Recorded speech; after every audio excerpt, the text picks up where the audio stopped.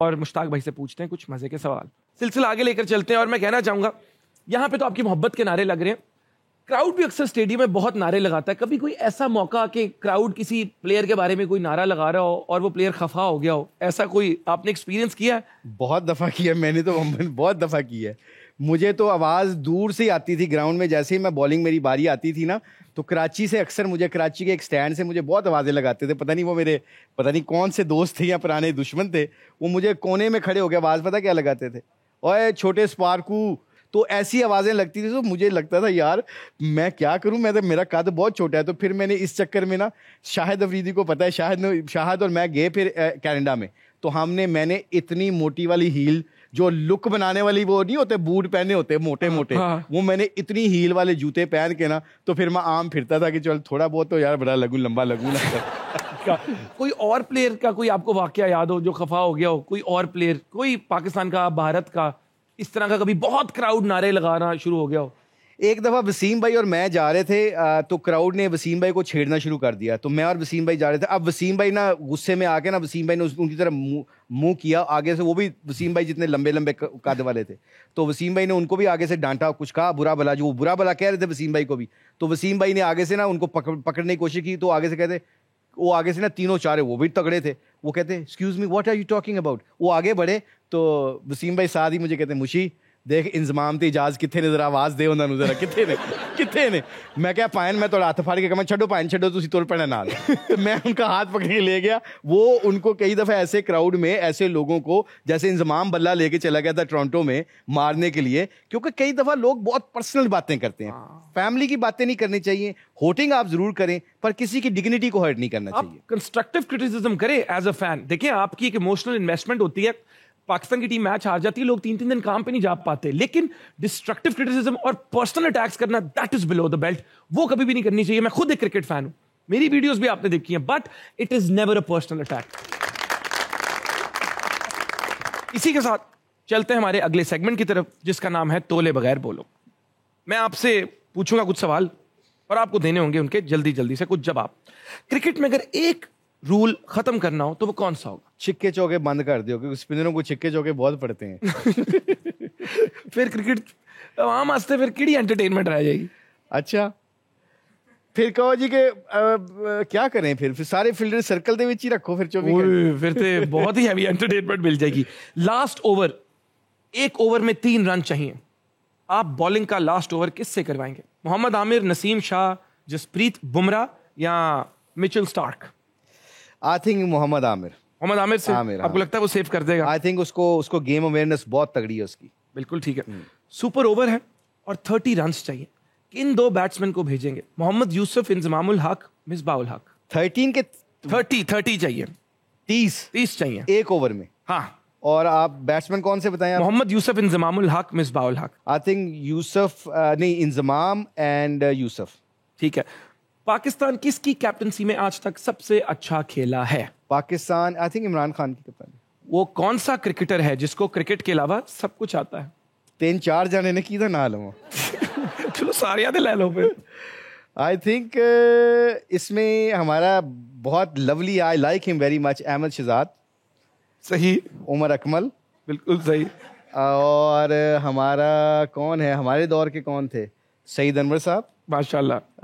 और कौन थे? असी मैं आप भी किसी को नहीं है वैसे। कौन है जो ग्राउंड में हमेशा अपनी मर्जी करता, चाहे कैप्टन भी समझाए? I think Shahid Afridi. अच्छा, शाहिद भाई ने अपनी कर दी है। अगर इन क्रिकेटर्स पे कोई फिल्म बने तो आपके हिसाब से टाइटल क्या होना चाहिए? Mohammad Amir, angry man. सलमान बट, सिंघम। वसीम अकरम, कालिया। मोहम्मद आसिफ, डॉन। किस क्रिकेटर का ध्यान मैच से ज्यादा इनक्लोजर पे होता है? अब ये आप मुरमाने वाली बातें कर रहे हो। वैसे मैं कह देता हूँ, चलो मार पड़ भी जाए तो कोई बात नहीं, फॉरगिव मी गाइस प्लीज। आप भी मेरा नाम ले लेना, वसीम भाई और वकार।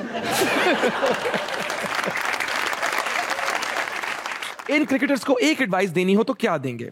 शाहीन अफरीदी। लेंथ बॉलिंग पे ज्यादा कॉन्सेंट्रेट करना चाहिए शाहीन को। ठीक है। बाबर आजम। स्वीप जरूर सीखें स्पिनर के खिलाफ, और कदमों का इस्तेमाल करना सीखें। Very nice. फखर जमान। अपनी थोड़ा सा टेक्निक के ऊपर काम करने में कोई हेजिटेशन नहीं। आप जितने मर्जी एज में ज़्यादा हो जाएं, आप सिर्फ आई थिंक आप फिर भी सीख सकते हैं। शादाब खान, आई थिंक थोड़ा सा अपने एक्शन की रिपीटेबिलिटी पे उस पर काम करना चाहिए। अगर उसका एक्शन रिपीटेबल हो जाएगा तो he can become more dangerous even. Very nice. Saud Shakeel, I think Saud Shakeel को सिर्फ कंसिस्टेंटली मौका मिलना चाहिए। I like that guy, he is got very talent. Mohammad Rizwan, Mohammad Rizwan is the guy who actually अपने टैलेंट से भी ज़्यादा परफॉर्म करता है और बहुत ज़्यादा इन्वेंट करता है चीज़ों को और उस पर बिलीव करता है। एंड आई थिंक अगर उसको कोई इंप्रूवमेंट की ज़रूरत है तो आई थिंक अपनी फिटनेस के ऊपर, अपने क्रैम्स के ऊपर ज़रा करे ज़्यादा। मुझे बताएं, आपने माशाल्लाह इतनी कोचिंग की, दिल्ली डेयर डेविल्स में, फिर पीएसएल में, इंग्लैंड की टीम को। एक अच्छा कोच बनने के लिए क्या स्किल ज़रूरी है?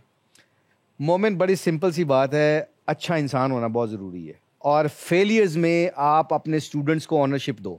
ये सबसे मुश्किल काम होता है। जिसने क्रिकेट खेली हुई ना, उसके लिए सबसे मुश्किल काम होता है। अगर बंदा कोई गलती कर रहा है जिसको आप सिखा रहे हैं और वो गलती बार बार करे और आपको पता है कि ये मैच विनर भी है, बस इससे गलती हो रही है, रिपीट करी जा रहा है, उसके ऊपर आप गिव अप ना करो। अगर अच्छा उस्ताद, अच्छा कोच अपने स्टूडेंट के ऊपर गिव अप नहीं करता, I always use that phrase, उस उस्ताद को कोई हक नहीं अपने स्टूडेंट को डांटने का या मारने का। अगर रात को या शाम को उसके लिए दुआ नहीं करता और उसके लिए बिलीव नहीं करता, उस उस्ताद को, उस कोच को कोई हक नहीं होता। मेरा बड़ा फंडामेंटल रूल एंड रेगुलेशन है, on your players when they are doing nothing, when they are doing everything, you can go away from them because they don't know, they उस वक्त आपकी जरूरत नहीं होती उनको। शुएब अख्तर साहब ने अपनी किताब कॉन्ट्रोवर्शियली योर्स में लिखा कि सचिन तेंदुलकर की उनके सामने टांगे कांपती थी। ये आपने भी लाइव कभी मंजर देखा है?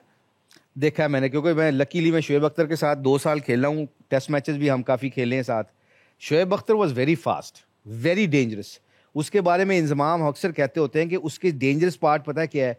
वो जब रन अप भागते, एक तो इतना शेरों की तरह भाग के आता था वो और वकार यूनुस, जब वो भाग के आता था, जब क्रीज के ऊपर जंप मारता था ना, जैसे जंप मारता था ना, तो बैट्समैन के जो ट्रिगर होते हैं ना, ट्रिगर मूवमेंट, उसके लिए वो बॉल खेलने के लिए तैयार हो जाता था। और शुएब अख्तर का जो एक पीछे लेके जाना था बॉल वकार यूनुस की तरह, वो उसके मोमेंटम को, बैट्समैन के मोमेंटम को तोड़ देता था। तो वो बैट्समैन को बॉल करने से पहले डिसीव कर देता था। ऊपर से सोने पे सुहागा, वो 100 की स्पीड से बॉल कर रहा होता था, 90 प्लस तो हर वक्त करता था। अब सोचो आप कि 90 प्लस, 95, 96, 97, 99 और 100 के स्पीड पे बॉल कर रहा हो और बैट्समैन का मोमेंटम भी आपके साथ ना मिल रहा हो, तो यू विशिंग के यार जल्दी जल्दी आउट हो मैं ड्रेसिंग रूम से जावा। इनकी तो बॉल नजर ही नहीं आती। नहीं, मैं एक दफा प्रैक्टिस की ना उसके तो हमें टेल एंडर्स को एक दफा उन्होंने कहा यार आओ, मैं नया बॉल से ना, पता नहीं वसीम भाई ने कहा कि यार टेल एंडर्स हमारे स्कोर नहीं कर रहे, तुम लोग भी जाके फास्ट बॉलों को खेलो, और शुएब तुम्हें टेल एंडर्स को आउट नहीं करना आता, तुम मेन बैट्समैनों को तो आउट कर ले, तो इनके ऊपर भी प्रैक्टिस करो।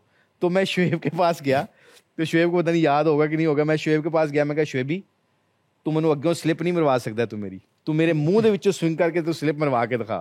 तो कहता वो 1 मिनट का काम है मुशी भाई, कोई गल नहीं। मैं कहता तेरे को 6 बॉलां ने, 6 बॉलां दे विच स्लिप, मुझे पता था उतनी पेस के ऊपर ना मेरे बल्ले पे बॉल लगनी ना मेरी स्लिप लगनी है, पर ये कहीं पीछे ना मार दे। मैं पीछे से हटा के उसको आगे लेके आया हूँ, तो शुक्र है उसको भी समझ आ गई। 3 बॉलों के बाद शुएब अख्तर की सेंस में बड़ी तगड़ी है। 3 बॉलों के बाद कहता है मनु समझ आ गई, तुसी की चाहते हो, मैं पीछे ना मारा? मैं क्या हाँ यार पीछे ना मारी। कहता नहीं मारदा मुशी भाई।